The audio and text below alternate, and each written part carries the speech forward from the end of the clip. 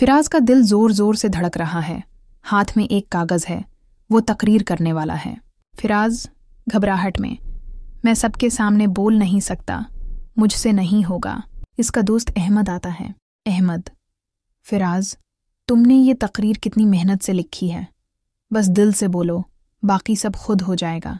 फिराज आईने के सामने खड़ा होकर तकरीर की प्रैक्टिस कर रहा है। फिराज आहिस्ता से, मैं बोल सकता हूँ, मैं खास हूँ।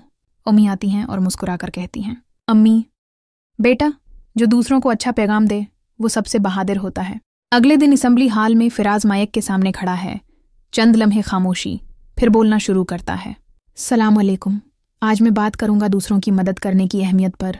तलबा तालियां बजाते हैं।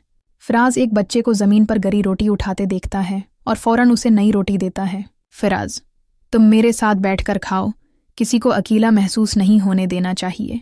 क्लास के आखिर में उस्ताद फराज को बुलाते हैं। सब तलबा बैठे हुए हैं। फिराज, आज तुमने न सिर्फ अच्छी तकरीर की, बल्कि अपने अमल से भी दूसरों के दिल जीत लिए। उस्ताद उसे इनाम देते हैं। क्लास में सब बच्चे तालियां बजाते हैं। फिराज खुशी से चमक उठता है। फिराज दिल में सोचता है, मैं वाकई कुछ खास कर सकता हूँ। नन्हे बच्चों, याद रखो, हर बच्चा खास होता है। तुम भी कुछ बड़ा कर सकते हो, बस यकीन, हिम्मत और नेकी से कदम बढ़ाते रहो। वीडियो को लाइक और शेयर कीजिए। मजीद ऐसी कहानियों के लिए चैनल को सब्सक्राइब करें।